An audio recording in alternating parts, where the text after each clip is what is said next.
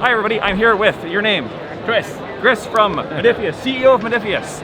If you don't know Modiphius, they are one of the bigger players in miniatures, kind of board and skirmish games. We're making our moves. Making your moves, yeah. So most notable probably for the two Bethesda properties, Fallout and Skyrim. Are you guys involved with the Skyrim board game? We are indeed. You are, okay. Yeah. So that was on Kickstarter last year. On GameFound. GameFound, Yeah. sorry. It's all right. It's basically the same thing. GameFound, the way better one anyway, honestly.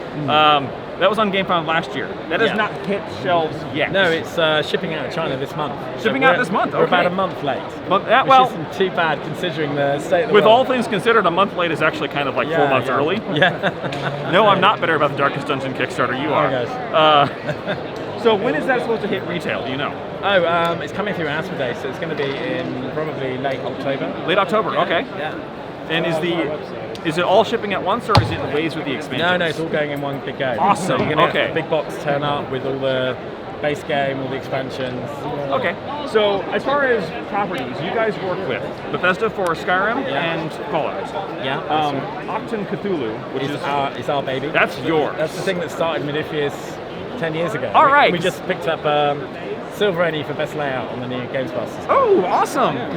Congratulations. Thank you very much. I have not gotten into Octon Cthulhu yet, but I'm working on it. Okay, cool. RPG games are just so busy.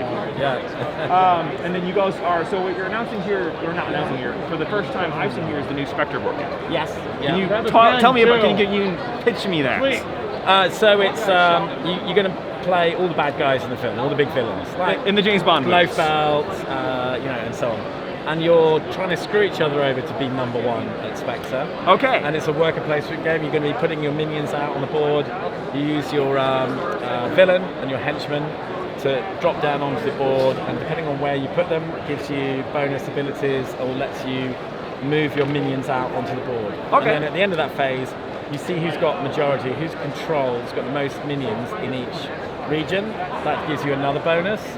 And then you roll to see what Bond does. Bond is going to turn up at one of your bases and force that person to reveal one of their schemes. We've all got about 3 or 4 schemes, which if you unlock them with resources that you get from controlling parts of the board, you can get new powers and abilities. But Bond is going to make them harder to do.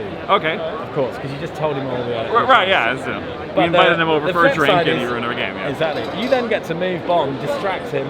Oh no, don't go to Miami, whatever you do. And of course, he goes to Miami and kills everyone there. So that's a good way to screw one of the other people over. And then you've also got to complete a mission for Spectre each game turn. Okay. Which might mean controlling a certain area. It might mean having a certain amount of resources, and then you have to do a secret bid to get to a certain value, and if you don't, as a group, you all get punished by Spectre. If you do succeed, you all get a bonus, and the person who spent the most is able to complete one of their secret plans. Okay. Which might mean controlling area 2 or 4. It might mean having a certain amount of points. And that will usually push you forward on the Spectre track, and whoever's the furthest forward gets to be number 1 next turn. Okay, so it changes who's number 1. That's not the end goal. It's a constant power struggle. So there's a constant power struggle, and you refer to each other, number 1. Number 1, and number 2. You're doing something very dubious. Number 11, yes. Yeah. Excellent. Okay. Yeah. Can you kill James Bond? You can't. Of course you can't. Okay, I mean, fair. Yeah. Not even if you beat the game? Not even if you win? No. I guess he's always there for the next time, huh? Yes, absolutely. All right. Yeah. So one of the things I've always been curious about when you're working with, for lack of a better term, existing properties that's someone else's IP, right? Yeah. Because Octon Cthulhu is yours. You can do kind of whatever you want anything for we it. like. Yeah. H.P. Lovecraft is long dead. If you want to give Cthulhu a flowery hat, you can. Yeah. But if you give Blofeld a flowery hat, someone at Yes. Eon Productions gets very angry. Yeah. How challenging is it? So for Spectre, is there a design doc somewhere that says what Dr. No or Goldfinger or Blofeld is allowed to do in your game? No, there isn't. But you've got to. When you approach a game like this, you find people who love that property. So you're not going to go, hey, wouldn't it be cool to have big space marines in James Bond? Just wouldn't happen, right? Would like to disagree. Moonraker didn't have any marines. Yeah, no, but that's true. Well, they did. Well, they had little crazy laser guns. We also don't talk about Moonraker. But you don't do stuff that doesn't fit the property because you love it. Right. You go, I want to replicate what I know of the problem. So you try and get people who really love it and they know what they're doing. And then, but of course, there's always something. There'll always be like, well, we don't like this bit, we don't like this bit. And there's a lot of to and fro, but you have to get everything approved. At the end of the day, they won't let you release anything without approval. So you know, it's a long, slow process. You get their trust. It takes time and money. So, can you give us any insight into how long that took to make Spectre from inception to? Well, I was pitching them for about 5 years. Oh, and they just weren't interested. And then it was a crazy sort of ping pong email story that we're working with Agatha Christie. We're doing the Agatha Christie card game. It's a big hit in the UK at the moment with the bookstores. And it's a super fun little card game, murder mystery card game. And I asked them, I said, hey, do you know anyone at the Fleming estate, because they control the book rights for Bond? And then that email went to the person at Agatha Christie. They sent it to the Fleming estate, said, hey, Chris is interested in Bond rights and they said, oh no, you need to speak to so-and-so at Eon in LA. And then their reply, this all happened within the space of a few hours whilst I was asleep. And they said, no, you need to speak to so-and-so in London.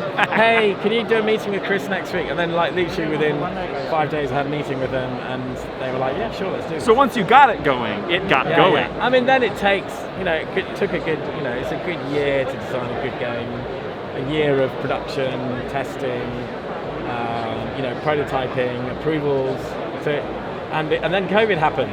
Yeah. So it took us about 3 years from starting the contract to actually getting the game out. So when you pitched them Spectre, did you pitch them as I want to make a James Bond board game, or did you have a prototype of the gameplay already built? We had a concept, which was let's play the bad guys. Because it's not fair if one person plays James Bond. And he's the person in the field doing fun stuff. Right. Well, excellent. We're going to go around and we're going to get some nice shots of all the stuff. We've got lots of amazing new miniatures for Fallout. Yeah, so there's the new Fallout stuff, which is Swan. You got Swan. You have the Children of Adam. Yeah, you got the Railroad. Okay. There's all kinds of stuff we're seeing in the shelves. And then the Elder Scrolls. We've got the Dawn Guard, the Vampire Hunters. Ah, yes. We've got the Vampires, the Castle Volkerhaus crew. So there's lots of stuff. We've got the Commonwealth book for Fallout, which is the all-new card deck and campaign book. So yeah, a lot of fun stuff. And I see you have a nice. Now those 3D prints for the Skyrim terrain are actually available online, right? Yes. You can buy and print those you yourself. Yeah.